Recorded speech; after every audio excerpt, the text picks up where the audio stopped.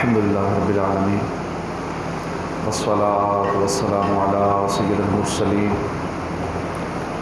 اما بعد فاعوذ باللہ من الشیطان الرجیم بسم اللہ الرحمن الرحیم پڑھیے الصلاة والسلام علیک یا رسول اللہ وعلی آلک واصحابک یا حبیب اللہ الصلاة والسلام علیک یا نبی اللہ وعلی آلک واصحابک یا نور اللہ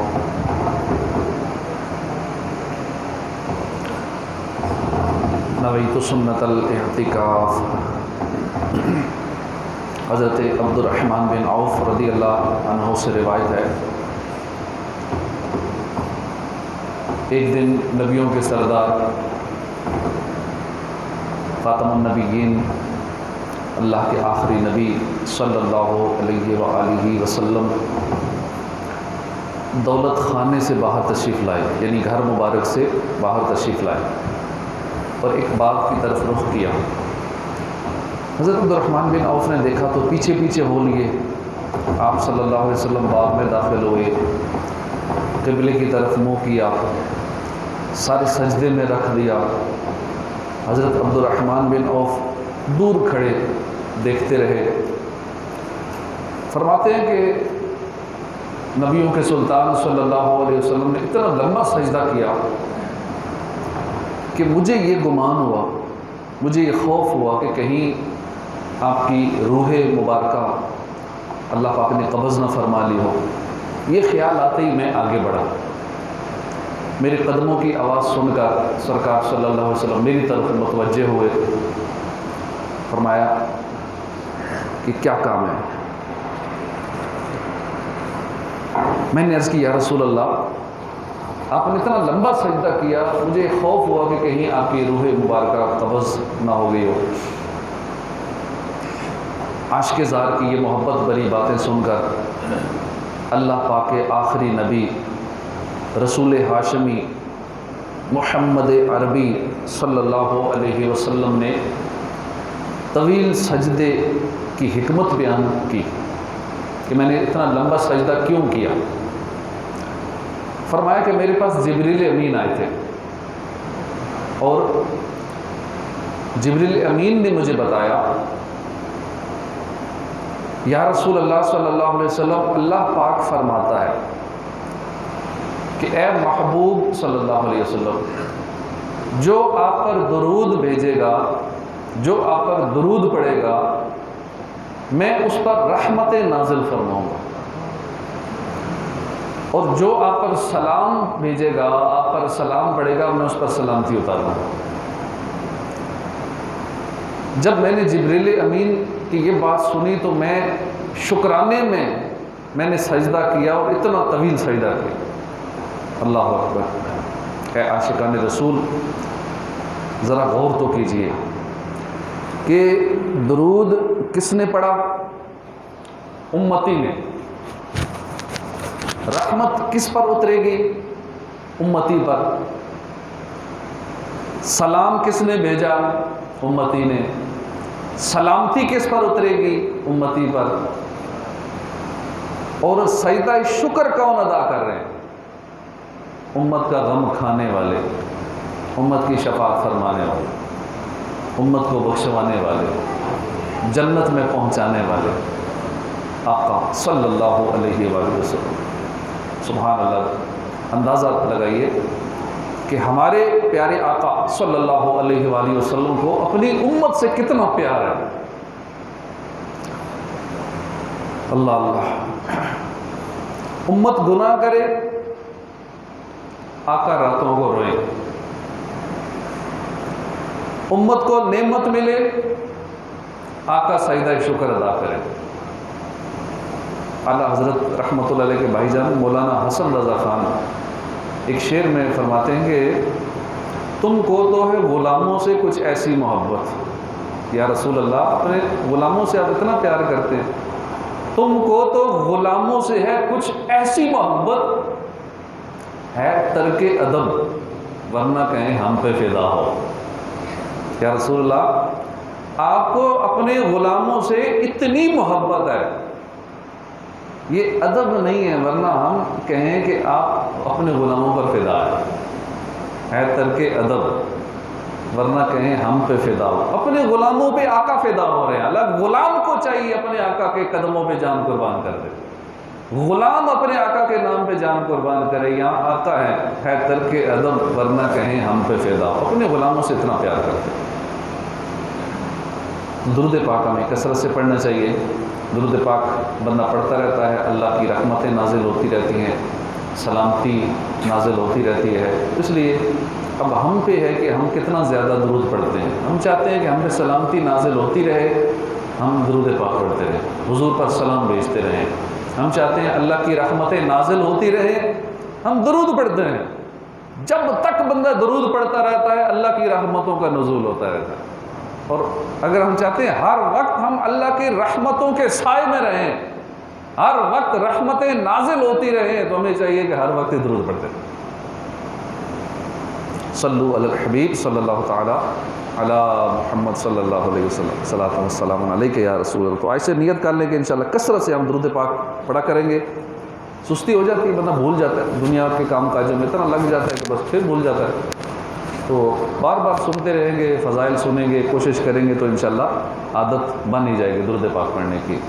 تو آج سے پھر نیت کر لیتے ہیں کہ انشاءاللہ ہم کوشش کریں گے روزانہ ایک فکر مقرر کر لینا کہ روزانہ میں کم از کم اتنا تو ضرور پڑھوں گا، 313 مرتبہ تو ضرور ہی پڑھوں گا، 1000 مرتبہ تو میں ضرور پڑھوں گا۔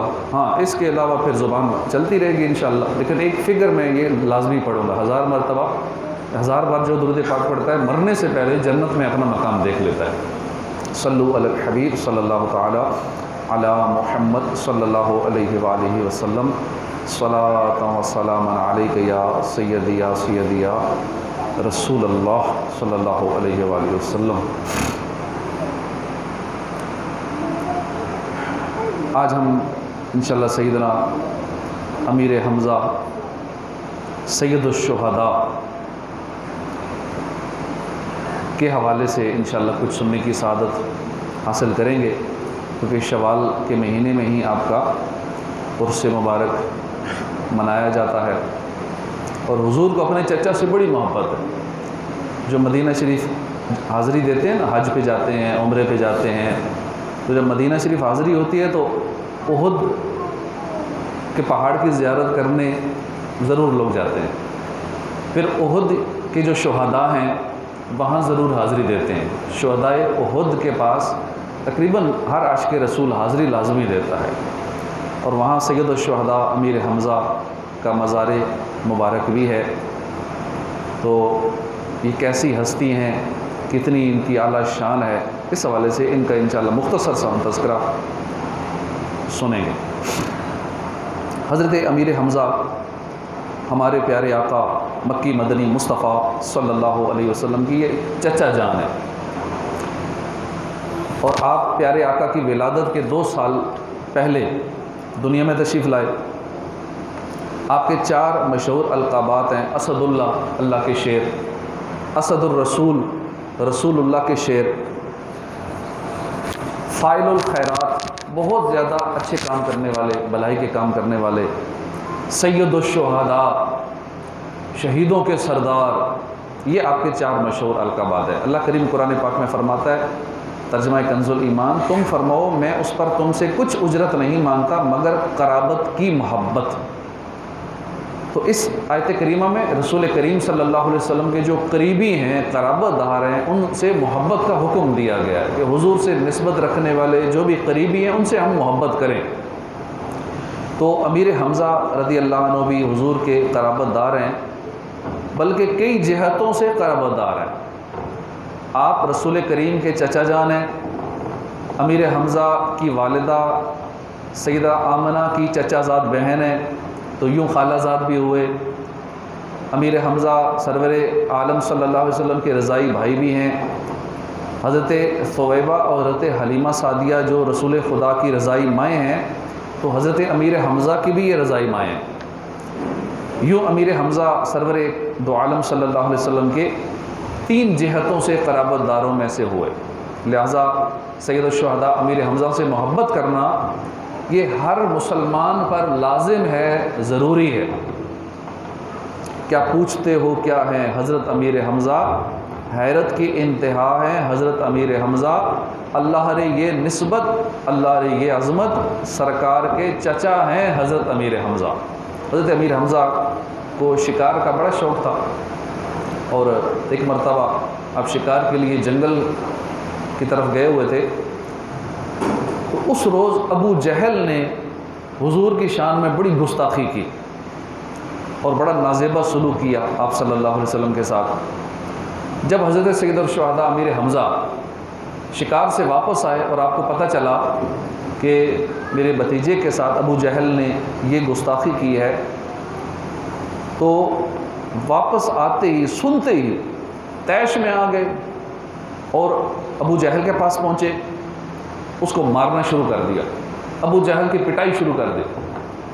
ابو جہل نے اپنی صفائی دیتے ہوئے کہا کہ اے حمزہ، کیا آپ دیکھتے نہیں ہیں کہ محمد صلی اللہ علیہ وسلم یہ کیسا دین لائے ہیں، ہمارے معبودوں کو برا بھلا کہتے ہیں، ہمارے باپ دادا کو بدعقل بتاتے ہیں۔ اب اس وقت تک امیر حمزہ ایمان نہیں لائے تھے، مگر اس وقت آپ کے دل اور دماغ پر اپنے بھتیجے کی محبت غالب تھی کہ حضور بھتیجے ہیں، مسلمان نہیں ہوئے، ابھی کلمہ نہیں پڑھا، لیکن اپنے بھتیجے کی محبت کی وجہ سے یہ سب کچھ کر رہے ہیں۔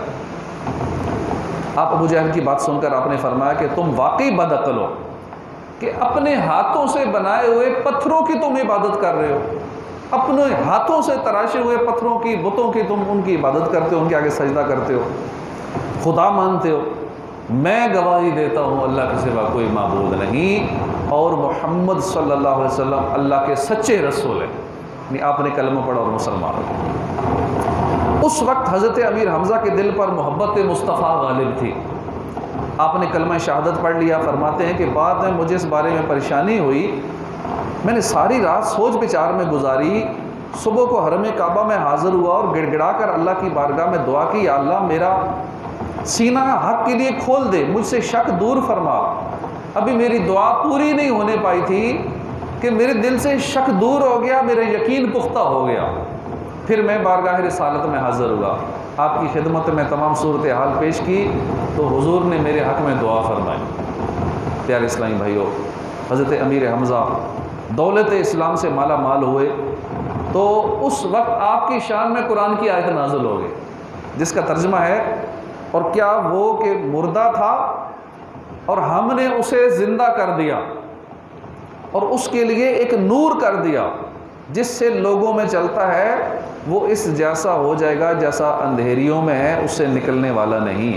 اس آیت کریمہ میں ایک زندگی کا عجیب فلسفہ بیان ہوا ہے۔ عام طور پر حرکت کو زندگی کہتے ہیں، اور جس کی سانسیں چل رہی ہوں اس کو زندہ کہا جاتا ہے، جو بول سکتا ہو، جو سن سکتا ہو اسے زندہ لوگ سمجھتے ہیں، چل پھر سکتا ہو اسے زندہ کہا جاتا ہے۔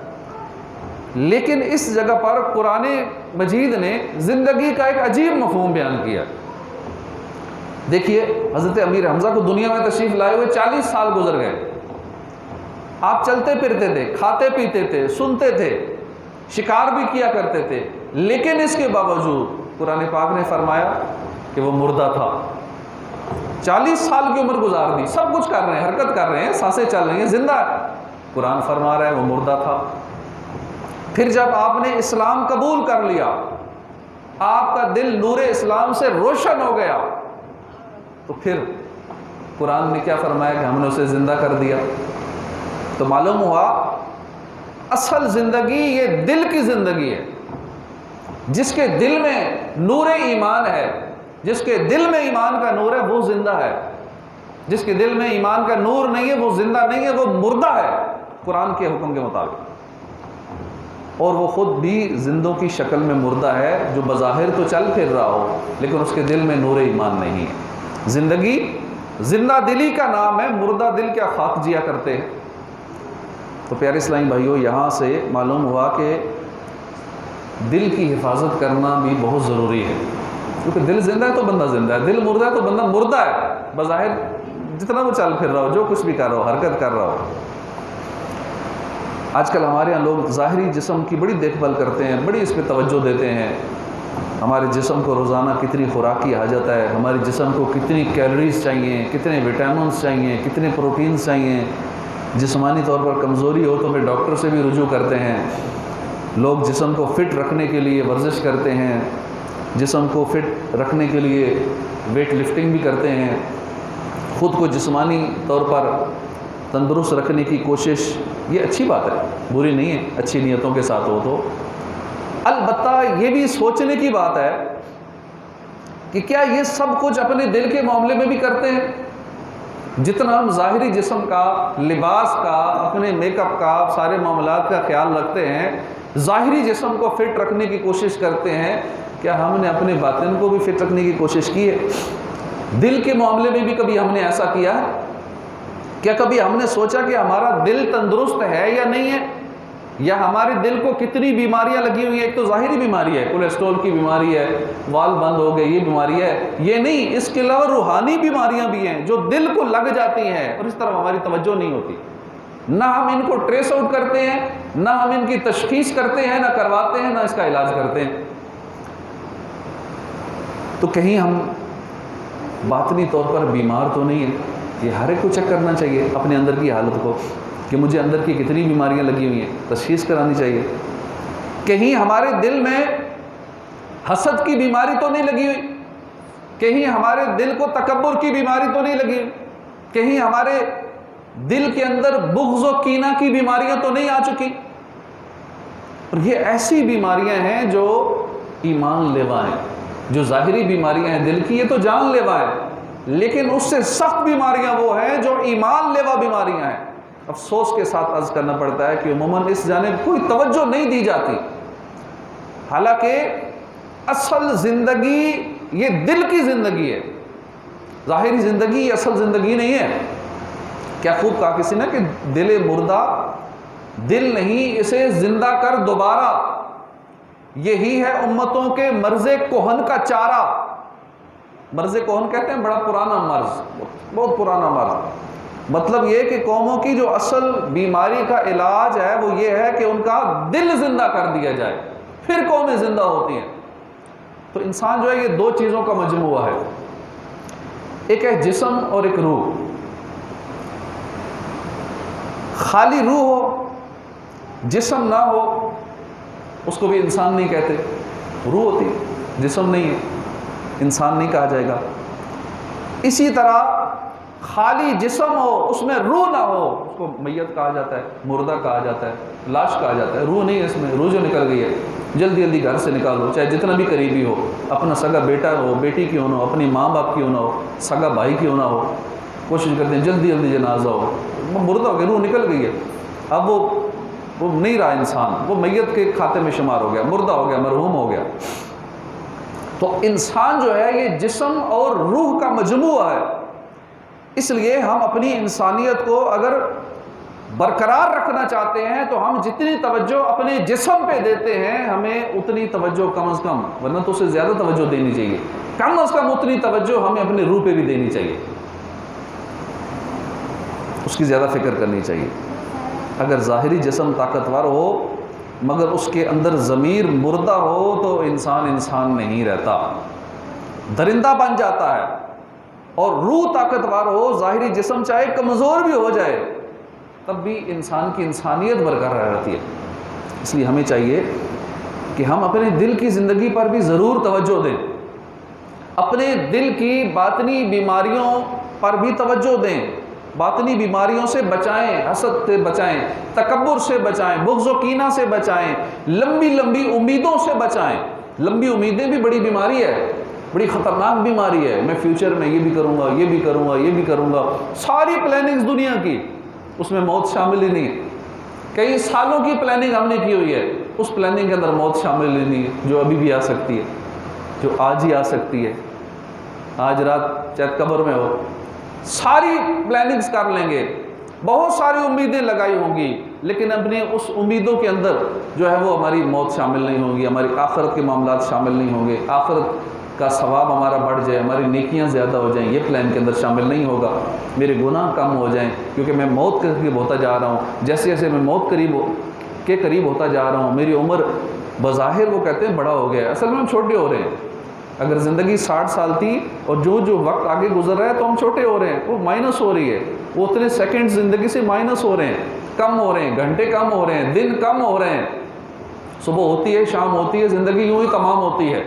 ہر دن ہمیں موت کے قریب کرتا جا رہا ہے، زندگی برف کی طرح پگھلتی جا رہی ہے۔ تو جیسے جیسے ہم موت کے قریب ہوتے جا رہے ہیں، ہمیں اخروی معاملات کا زیادہ خیال رکھنا چاہیے، ہمیں آخرت کی ٹینشن زیادہ ہونی چاہیے، ہمارے نیک اعمال زیادہ ہونے چاہیے، گناہوں کا سلسلہ کم ہونا چاہیے، لیکن ایسا نہیں ہے، اس کا الٹ چل رہا ہے۔ ہم جیسے جیسے زندگی گزار رہے ہیں اتنا زیادہ ہی گناہوں میں دستے چلے جاتے ہیں، اتنا زیادہ نامہ اعمال گناہوں سے بھرتا چلا جاتا ہے۔ تو ہمیں اپنی روح پر بھی توجہ دینی چاہیے اور اپنے دل کو باطنی بیماریوں سے بچانا چاہیے۔ مکتبۃ المدینہ کی بڑی پیاری کتاب ہے باطنی بیماریوں کی معلومات۔ اس کتاب کے اندر جو دل کے امراض ہیں، باطنی بیماریاں ہیں، اس کی ساری ڈیٹیل لکھی ہوئی ہے، اس قرآنی آیات احادیث کے حوالے سے، اس کا پھر علاج بھی لکھا ہوا ہے۔ اس کتاب کا ہمیں مطالعہ کرنا چاہیے۔ تو ہم سیدنا امیر حمزہ کے حوالے سے سن رہے تھے، پارہ 20 سورہ قصص آیت نمبر 61 میں ارشاد ہوتا ہے ترجمہ کنز الایمان، تو کیا وہ جسے ہم نے اچھا وعدہ دیا تو وہ اس سے ملے گا، اس جیسا ہے جسے ہم نے دنیاوی زندگی کا برتاؤ برتنے دیا، پھر وہ قیامت کے دن گرفتار کر کے حاضر لایا جائے گا۔ اس آیت کریمہ میں بتایا گیا ہے کہ دو شخص ہیں، ایک وہ ہے کہ جس کے ساتھ اللہ نے جنت کا وعدہ کیا وہ ضرور جنت میں جائے گا، دوسرا وہ ہے جس کو دنیاوی مال عطا کیا گیا اور پھر اسے قیامت کے دن گرفتار کر کے لایا جائے گا۔ کیا یہ دونوں برابر ہو سکتے ہیں؟ ہرگز نہیں ہو سکتے۔ مفسرین کرام فرماتے ہیں کہ یہ آیت کریمہ بھی حضرت امیر حمزہ اور ابو جہل کے متعلق نازل ہوئی۔ اس آیت میں وہ شخص جس سے جنت کا وعدہ کیا گیا وہ امیر حمزہ ہیں، اور وہ شخص جسے دنیا کا مال دیا گیا اور اس کو پھر گرفتار کر کے جہنم میں ڈالا جائے گا، اس سے مراد ابو جہل ہے کہ اسے دنیا کا مال بھی دیا گیا، آخرت میں اس کو سزا ملے گی۔ معجم کبیر میں ہے کہ اللہ کے آخری نبی صلی اللہ علیہ وسلم نے فرمایا، اس ذات کی قسم جس کے قبضے میں میری جان ہے، بے شک 7ویں آسمان پر لکھا ہے حمزہ بن عبد المطلب اسد اللہ و اسد الرسول، یعنی حضرت حمزہ بن عبد المطلب اللہ اور اس کے رسول کے شیر ہیں، وہی شیر ہیں خدا کے اور شیر مصطفیٰ کے، ہیں محب حبیب داور آقا امیر حمزہ۔ امیر حمزہ کی بڑی شان ہے۔ حضرت عبداللہ بن عباس سے روایت ہے، اللہ کے آخری نبی صلی اللہ علیہ وسلم نے فرمایا کہ رات میں جنت میں داخل ہوا تو دیکھا کہ حمزہ اپنے دوستوں کے ساتھ موجود ہیں۔ ایک روایت میں ہے، فرمایا کہ رات میں جنت میں داخل ہوا تو دیکھا حضرت جعفر طیار فرشتوں کے ساتھ ہوا میں اڑ رہے تھے، جبکہ حضرت حمزہ تخت پر ٹیک لگائے بیٹھے تھے۔ تو کیا شان ہے سید الشہداء کی کہ جن کے فضائل حضور صلی اللہ علیہ وسلم خود اپنی مبارک زبان سے بیان فرمائیں، کیا شان ہے ایسے پیارے سید الشہداء امیر حمزہ کی۔ ہمارے آقا و مولا اپنے چچا سے بڑی محبت فرماتے تھے، حضرت امیر حمزہ سے بہت پیار کرتے تھے۔ حضرت جابر فرماتے ہیں کہ ایک مرتبہ ایک شخص حضور کی بارگاہ میں حاضر ہوا، عرض کی یا رسول اللہ میرے یہاں بیٹا پیدا ہوا ہے، میں کیا نام رکھوں؟ آپ نے فرمایا مجھے اپنے چچا حضرت امیر حمزہ ان کا نام مجھے بڑا پسند ہے، تم اس بچے کا نام حمزہ رکھ دو۔ تو حضور نے اس بچے کا نام حمزہ رکھا۔ تو اپنے چچا کے نام سے بھی اتنی محبت تھی، تو ہمیں بھی سید الشہداء امیر حمزہ سے محبت ہونی چاہیے۔ اللہ پاک ان کے مزار پر بھی ہمیں حاضری نصیب فرمائے۔ مدینہ شریف سے تقریباً یہ مسجد نبوی سے 4 کلومیٹر کا فاصلہ تقریباً اتنا بنتا ہے، اور احد پہاڑ کے بالکل قریب جہاں شہدائے احد کے مزارات ہیں، وہیں بیچ میں سید الشہداء امیر حمزہ کا مزار ہے، وہاں حاضری ہوئی ہے میری بھی۔ اللہ پاک آپ سب کو وہاں کی حاضری نصیب فرمائے۔ حج و عمرہ پہ جانے والے وہاں لازمی حاضری دیتے ہیں، اور عاشقان رسول کی توجہ کا مرکز ہوتا ہے، وہاں دعائیں قبول ہوتی ہیں، اور جو مانگو ملتا ہے، مصیبتیں پریشانیاں دور ہوتی ہیں اللہ کی عطا سے۔ اور اللہ پاک ہمیں بھی وہاں کی بار بار حاضری نصیب فرمائے، ہم سب کو بار بار حج اور عمرے کی سعادت نصیب فرمائے، اور ہمیں اللہ پاک نیکیوں کا حریص بنائے۔ کیونکہ میر حمزہ ان کا ایک لقب یہ ہے کہ بہت زیادہ بھلائی کے کام کرنے والے، یہ بھی ان کا ایک لقب ہے۔ اللہ کرے ہمیں بھی زیادہ بھلائی والے کاموں کی طرف رغبت ہو جائے، ہماری حرص ہو جائے۔ حدیث پاک ہے، حضور نے فرمایا کہ نیکی کی کسی بات کو حقیر نہ سمجھو، وہ تمہارا اپنے بھائی سے خندہ پیشانی سے ملاقات کرنا ہی کیوں نہ ہو۔ بعض اوقات ہم نیکیوں کو چھوٹا سمجھ کے چھوڑ دیتے ہیں کہ چھوٹی نیکی ہے، حالانکہ جب ہم کسی سے ملاقات کرتے ہیں، سلام لیتے ہیں، مصافحہ کرتے ہیں، معانقہ کرتے ہیں، کسی کی طرف مسکرا کے دیکھ لینا ہی یہ بھی ایک نیکی ہے۔ کسی سے مسکرا کر مل لینا یہ بھی ایک نیکی ہے۔ ہمیں اس کو بھی معمولی نہیں سمجھنا چاہیے، ہو سکتا ہے یہی بخشش کا ذریعہ بن جائے۔ ہم کسی مسلمان کو مسکرا کے دیکھ لیں، کسی سے سلام لیتے ہوئے مسکرا کے مل لیں، تو کسی بھی نیکی کو چھوٹا ہرگز نہ سمجھیں، ہو سکتا ہے یہی ہماری بخشش کا ذریعہ بن جائے۔ اللہ پاک ہمیں عمل کی توفیق عطا فرمائے، اور اللہ کے آخری نبی رسول ہاشمی صلی اللہ علیہ وسلم کی سچی محبت نصیب فرمائے، آپ کے قرابت داروں کی محبت نصیب فرمائے، اور اچھوں کی صحبت نصیب فرمائے، بروں کی صحبت سے بچیں، بد مذہبوں کی صحبت سے بچیں، فاسقوں کی صحبت سے بچیں۔ اور بہت سارے غیر مسلم، قادیانی، مرزائی یہ کوشش لگے رہتے ہیں ہمارے سیدھے سادے مسلمانوں کو اپنے ساتھ اٹیچ کر کے، ان کے ساتھ گھل مل کے، اور خود بتاتے بھی نہیں ہے کہ میرا یہ مسئلہ ہے، کہ بالکل مسلمانوں کی طرح سارے معاملات ساتھ مل جل، ہمیں لگتا ہے بڑا یہ بھی میری طرح عاشق رسول ہے اور یہ ہم جیسا ہی ہے، لیکن اصل اس کی ڈیوٹی لگائی گئی ہوتی ہے کہ ان کا ایمان برباد کرنا ہے۔ ان کے ساتھ گھل مل کے ہر جگہ، ہر محلے میں، ہر مسجد میں ان کی ڈیوٹیاں لگی ہوتی ہیں مسلمانوں کو ایمان برباد کرنے کے لیے۔ تو ہمیں محتاط رہنا چاہیے، اپنا ایمان بچانا چاہیے۔ ایمان جو ہے وہ سب سے قیمتی چیز ہے، سب سے زیادہ ہمیں اپنے ایمان کی فکر کرنی چاہیے، اور بروں کی صحبت سے بچنا چاہیے، اچھوں کی صحبت اختیار کرنی چاہیے۔ اللہ پاک ہمیں عمل کی توفیق عطا فرمائے، آمین بجاہ نبی الامین صلی اللہ علیہ وسلم۔